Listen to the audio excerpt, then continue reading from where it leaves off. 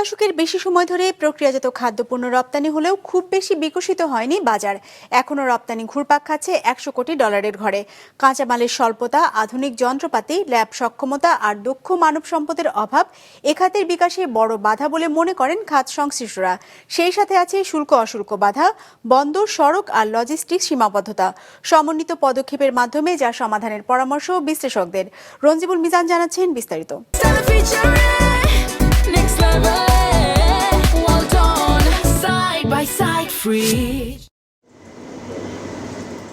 দেড় যুগ ধরে প্রক্রিয়াজাত খাদ্যপণ্য রপ্তানি করছেন মাহফুজুর রহমান। বাংলাদেশি ফুডস লিমিটেডের মাধ্যমে 8 ধরনের শুকনো খাবার রপ্তানি করছেন এই উদ্যোক্তা। ইউরোপীয় ইউনিয়ন, মধ্যপ্রাচ্য, আমেরিকা, জর্ডান, মালদ্বীপ সহ বিশ্বের 23টি গন্তব্যে 2023-24 অর্থ বছর 32 লাখ ডলারের পণ্য রপ্তানি হয়েছিল তার।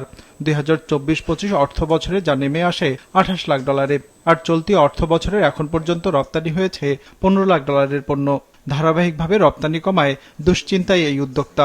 পর্যাপ্ত ফুডের এক্সপোর্টের অনেক থাউজেন্ডস অফ আইটেম আছে যেটা আমরা করতে পারি না।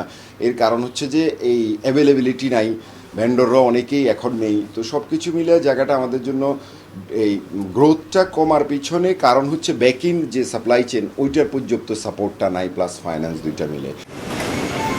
শুধু মাহফুজুর রহমানই নয়, ব্যবসায়ের এমন পড়তি দশা দেশের প্রায় সব কৃষি ও কৃষিজাত পণ্যের রপ্তানিকারকদের, যার প্রমাণ মেলে সরকারি তথ্যেও। রপ্তানি উন্নয়ন ব্যুরোর হিসেবে 2020-21 অর্থ বছরে প্রক্রিয়াজাত কৃষিপণ্য রপ্তানি থেকে 128 কোটি ডলার আয় করেছিল বাংলাদেশ। পরের বছর রপ্তানি হয়েছে 116 কোটি ডলার।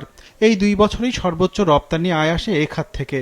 এরপর আর 100 কোটি ডলারের ঘর অতিক্রম করতে পারেনি এ খাতের রপ্তানি।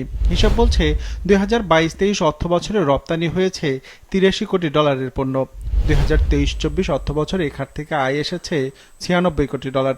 আর গেল অর্থ বছর যা ছিল 99 কোটি ডলার। দেশের যা রাজনৈতিক পরিস্থিতি, এখানে কেউ নতুন করে, বিদেশি হোক দেশি হোক, কেউ নতুন করে ইনভেস্ট করবে না। এইটা আমরা সবাই অপেক্ষা করছি যে একটা পলিটিক্যাল গভর্নমেন্ট আসবে, তারপরে এখানে একটা স্টেবল হবে সিচুয়েশনটা, তারপরে গ্র্যাজুয়ালি এটা বাড়বে। তার আগ পর্যন্ত কিন্তু বাংলাদেশ থেকে এক্সপোর্টটা বাড়ানোটা জটিল হবে। খাত সংশ্লিষ্টদের মতে খণ্ড খণ্ড কৃষিজমি, অতিরিক্ত সার ও বালাইনাশকের ব্যবহার, জলবায়ু পরিবর্তনের ফলে মানসম্মত কাঁচামাল না পাওয়া এ খাতের সম্প্রসারণের বড় বাধা। এর সাথে রয়েছে হিমাগার, নিরবচ্ছিন্ন গ্যাস বিদ্যুৎ, আধুনিক যন্ত্রপাতি, ল্যাব সক্ষমতা আর দক্ষ মানব সম্পদের অভাব। এছাড়া শুল্ক অশুল্ক বাধা, বন্দর, সড়ক ও লজিস্টিক সীমাবদ্ধতা, রপ্তানি সক্ষমতা সংকুচিত হওয়া নেতিবাচক প্রভাব পড়েছে রপ্তানিতে। ফুড সেফটি অথরিটি অথবা বিএসটিআই অথবা সায়েন্স ল্যাবরেটরির ক্যাপাসিটি এবং সক্ষমতা বৃদ্ধি করা উচিত, নাম্বার 1।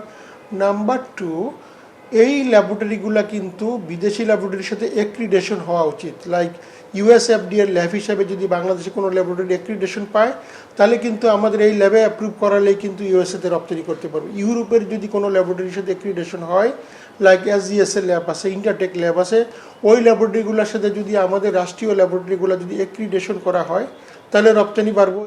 এসব সংকট সমাধানে সরকারি, বেসরকারি ও গবেষণা প্রতিষ্ঠানের সম্মিলিত উদ্যোগ নেওয়ার পরামর্শ দিয়েছেন বিশ্লেষকরা। তাগিদ দিয়েছেন পণ্য বহুমুখীকরণ আর নতুন বাজার সম্প্রসারণের। কোনো একক খাতের উপর চিন্তা করেন তাহলে কিন্তু ভবিষ্যতে আপনি বেশি দূর এগোতে পারবেন না। তাহলে যেটা করতে হবে, সরকারকে বহুমুখীকরণ, পণ্যের বৈচিত্র্যকরণ এবং একই সাথে বাণিজ্যের যে আপনার ডেস্টিনেশন, গন্তব্য, সেইটাও বহুমুখীকরণ এবং সাথে সাথে আমাদের যে শক্তির জায়গা, আমাদের যে কৃষি আমাদের শক্তির জায়গা, এই জায়গাটাতে কিন্তু সরকারকে অনেক ধরনের নীতিগত সহায়তা দেওয়া দরকার। ব্যবসায়ীদের হিসেবে প্রতি বছর কৃষি প্রক্রিয়াজাত পণ্য রপ্তানি করে 36 বিলিয়ন ডলার আয় করে থাইল্যান্ড। বাংলাদেশের থেকে আয়তনে ছোট নেদারল্যান্ডের কৃষিপণ্য রপ্তানি আয় 100 বিলিয়ন ডলারের বেশি, অথচ বাংলাদেশ ঘুরপাক খাচ্ছে 1 বিলিয়ন ডলারের ঘরেই। রঞ্জিবুল মিজান, বিজনেস রিপোর্ট, মাছরাঙা টেলিভিশন।